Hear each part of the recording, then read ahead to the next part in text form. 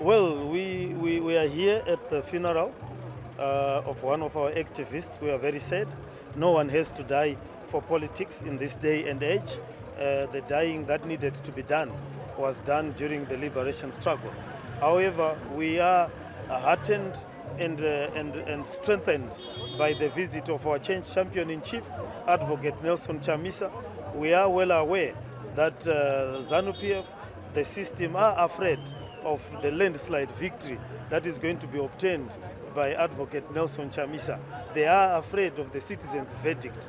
They are afraid of the people's judgment on the wasted years under ZANU-PF, where the economy has gone down.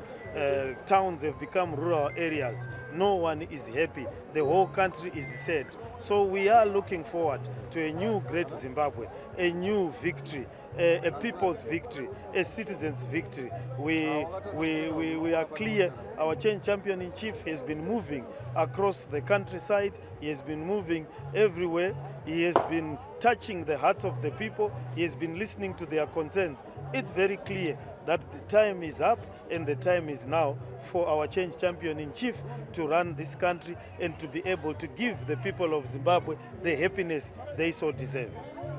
Pamazuva majoma na nazara, pamazuva majoma na nazara, baba tikundizeyo tirege kudzokera shure, baba tikundizeyo tirege kudzokera shure. Pamazuva majoma na nazara, pamazuva majoma na nazara, baba tikundizeyo tirege kudzokera shure, baba tikundizeyo tirege kudzokera shure.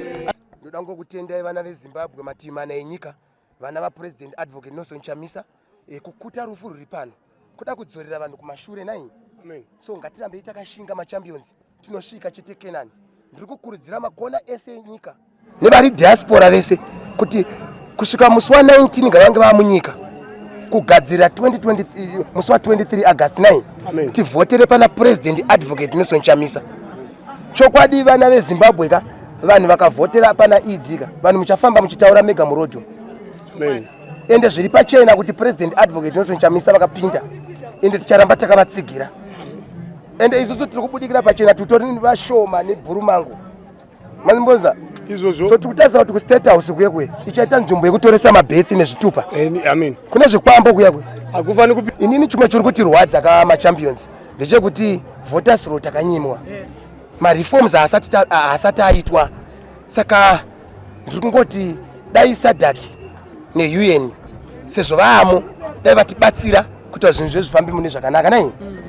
Ndopatiri kuchema but pane mukomana atichike bosi itamba chidembo musi wakadizvo wakabatwa hazvikone. And the President Advocate Nelson Chamisa vari kupusha kuti zvinhu zvacho zvidi zviitwe. So isu ngatingoramba takashinga inyaya dzatiri kusiyira zvedu isi taita vatete panyaya idzodzo nai bozi dziri kumukuru nemagweta kuti zvinhu zvacho zvifambe zvakanaka. Handimupanzwa but isusu tiri kungonamata kuti zvinhu zvacho zvifambe zvakanaka. Thank you very much. Ndinokutendai muri yeZimbabwe. Semacitizen tine chitarisiro kuti kana election yaunze yakusvika isusu sevanhu vari kukurudzirwa kunzi vanenge vachivhotera tichitsvaga mutungamiri watinoda. Nyika inofanira tichiziva kuti tiri kuvhotera tichibva kupi tichienda kupi. Ukatsa kune dzimwe nyika izvozvi zvakaenda na America vakabva kuZambia vaitoziva kuti patiri kuvhota maresults achaverengwa musi wakati. Voters roll chacho yaitoziva kuti vanhu vari muvoters roll there kana ari 3 million kana ari 4 million.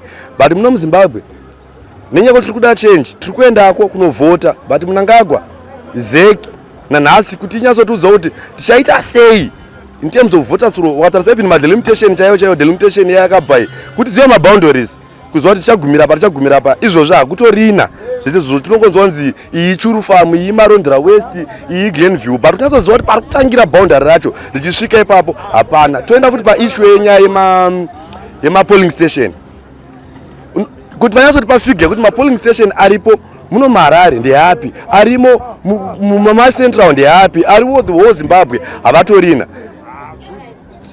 Nenyaya kuti tine pain nekuti toda kuti nyika ichinje but at somehow ndokwatiri kutya kuti inozova free and fair election kana tataziva kuti mapolling station aripo mangani. Bosi tinoona kuti tine 72 mapolling station ndo atakaudzwa but executive official wanofana ngotora kuti Zimbabwe yese have got 2 million polling stations. Zvinotibatsirawo kuti patinopinda kuelection tinenge ziva tiri kubva papi tichienda kupi. Ndatenda.